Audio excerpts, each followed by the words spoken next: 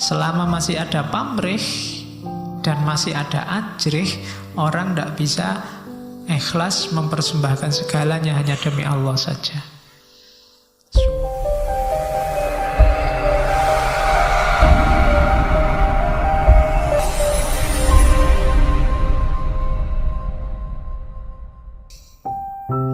Kalimat ini pasti sering kalian dengar. Kapan-kapan kalau ada yang mau ziarah ke makamnya Sosro Kartono di Kudus, silahkan, makamnya ada di Kudus. Di sana juga ada yang suka baca-baca. Di dekat makamnya itu ada semacam perpustakaan, tapi banyak juga buku-buku tentang beliau yang dijual. Jadi teman-teman yang ingin koleksi bukunya boleh ke sana. Ada banyak kalimat di seputar makamnya. Kalau yang 4 ini kelihatannya ada di sisi kiri. Kalau sini kiri ya, kirinya nisan. Jadi kan itu ada cungkupnya, itu nanti di bagian kiri ada tulisan ini: Sugih Tampo Bondo, Digdoyo Tampo Aji, Ngeluruk Tampo Bolo, Menang Tampo Ngasoraken. Jadi ini insya Allah sering kalian dengar kalimat ini dari Sosro Kartono sebenarnya. Sugih Tampo Bondo kalian sudah paham. Jadi kekayaan, kaya tapi tanpa ada harta yang berlimpah.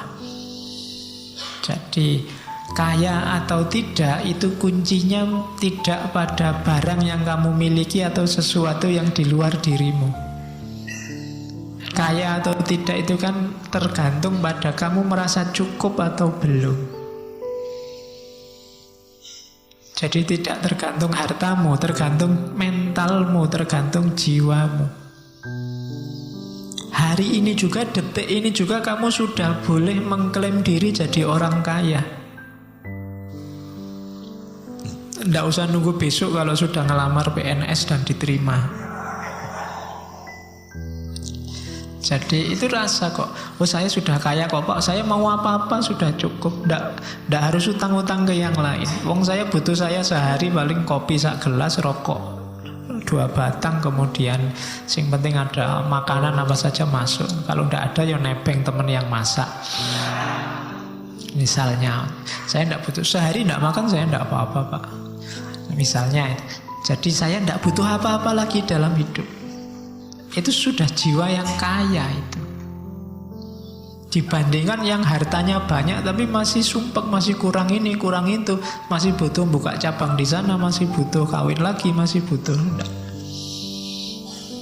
Itu namanya belum kaya. Jadi untuk jadi kaya itu kamu enggak butuh bondo.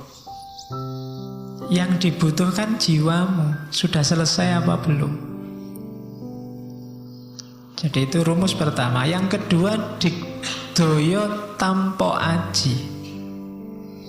Digdoyo Tampo Aji itu antara lain itu, ajinipun inggih boten sanes namung aji tekad, ilmunipun ilmu pasrah, rapalipun adiling Gusti. Jadi sakti tanpa jimat, tanpa jurus-jurus, tanpa ilmu. Kesaktiannya apa? Tekad yang kuat. Ilmunya apa? Pasrah. Mantranya apa? Rapalnya apa? Keadilan Tuhan. Tanpa harus punya jabatan, tanpa harus punya kuasa, tanpa harus punya relasi. Asal kamu percaya pada keadilan Tuhan, asal kamu bisa memasrahkan semuanya pada Allah, dan kamu yakin, mantep, tekad di jalan kebenaran, maka kamu sakti. Itu Digdoyo Tampo Aji. Tanpa harus kamu belajar di perguruan silat, tanpa harus kamu ikut nyepi tirakatan macam-macam, asal kamu punya 3 jurus itu: tekad, pasrah, dan percaya akan keadilan Tuhan, maka kamu orang yang dikjaya. Kamu orang yang sakti. Kamu akan bisa menghadapi apa saja, meskipun tanpa aji. Terus yang ketiga, ngeluruk tanpa bolo, menyerbu orang, menyerbu musuh tanpa pasukan. Taklukkan musuhmu, serbu dia, tapi tidak usah bawa pasukan. Yang dibawa apa? Angluruk tanpa bolo, tanpa gaman, bedah tanpa perang, tanpa pedang. Ingkang kula dalaken dadi tekad pamrih nanging tekad asih. Dengan apa? Dengan cinta, kasih sayang, kepedulian. Guyur orang dengan kepedulian, dengan cinta, dengan kasih sayang. Lama-lama dia akan takluk. Itu nyambung dengan kalimat keempat, menang tanpa ngasoraken. Kamu akan menang tapi musuhmu tidak merasa terhina. Kenapa? Kamu menyerangnya tidak dengan bolo, tidak dengan pasukan, tidak dengan relasi, tidak dengan kekerasan, tidak dengan jalur yang jelek. Kamu serang dia dengan yang baik-baik. Kamu serang dengan cinta, kamu serang dengan kasih sayang, kamu serang dengan kepedulian, kamu serang dengan kebersamaan, dengan rasa. Maka dia akan takluk, kalah, tapi tidak merasa terhina. Menang tanpa ngasoraken. Kalau ada temanmu usil terus ke kamu, balaslah dengan yang baik-baik. Lama-lama dia akan kalah, nyerah, tapi tidak merasa terhina. Tapi kalau kamu balasnya dengan kekerasan yang sama, keusilan yang sama, ya siapa yang kalah akan merasa terhina, direndahkan.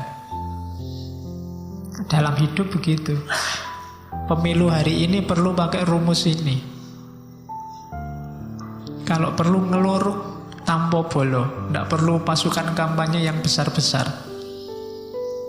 Gerakan kampanyenya kemana-mana pakai jurus kepedulian, cinta, kasih sayang, saling berbagi. Sehingga nanti siapapun yang kalah tidak akan terhina. Itu perlu kalian pelajari lebih dalam lagi.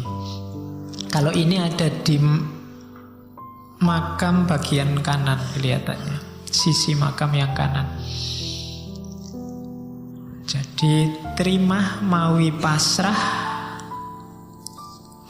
suwung pamrih tebih ajrih, langgeng tan ono susah tan ono seneng, anteng manteng sugeng jeneng. Terima mawi pasrah itu ikhlas dan menerima apapun yang terjadi. Kalau pakai kalimatnya Susro Kartono, ikhlas marang opo sing wis kelakon, terima opo kang dilakoni, pasrah marang opo kang bakal ono. Ikhlas pada apa yang sudah terjadi. Yang sudah terjadi ya sudahlah, tidak apa-apa. Terima opo kang dilakoni, menerima apapun yang sekarang sedang terjadi. Dan pasrah terhadap apapun yang nanti akan terjadi.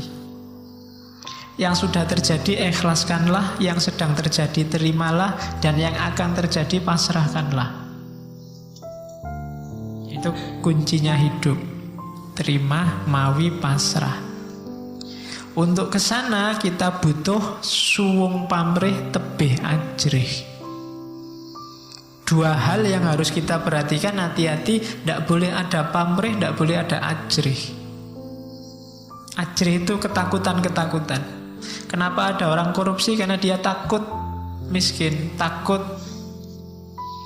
tidak bisa mungkin ngasih nafkah keluarganya sesuai yang diinginkan, takut. Ada ketakutan-ketakutan. Kenapa mahasiswa sampai ujian nyontek? Takut tidak lulus, takut IP-nya jelek, takut DO, takut. Ketika orang takut, dia tidak akan bisa ikhlas, tidak akan bisa pasrah. Masih ada banyak ketakutan, apalagi ada banyak pamrih. Pamrih itu ya keinginan selain Allah. Kalau ikhlas itu kan satu-satunya yang diinginkan hanya Allah. Selama masih ada pamrih dan masih ada ajrih, orang tidak bisa ikhlas mempersembahkan segalanya hanya demi Allah saja. Suwung pamrih tebih ajrih. Kalau sudah bisa dua yang atas, maka langgeng. Tan ono susah, tan ono seneng. Hidupmu akan mutmainnah, stabil. Jadi ndak susah, ndak senang. Akhirnya apa? Kalau hidup yang stabil itu anteng, manteng, sugeng, jeneng.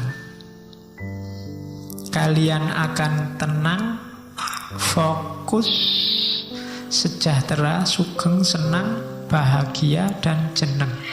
Jeneng itu bertahta, bermartabat.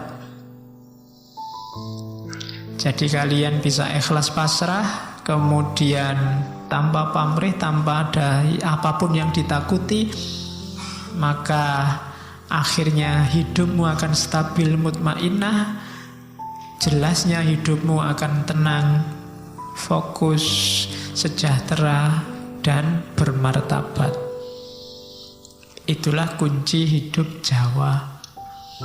Jadi tidak kemerungsung, bukan kompetisi, bukan siapa yang lebih maju duluan, tapi tentram bareng-bareng, sejahtera bareng-bareng. Diawali dari suwung pamrih tebih ajrih. Semua dharma, semua kebaikan dijalankan tanpa ada alasan apa-apa selain bahwa itu baik dan itulah yang diinginkan oleh Allah.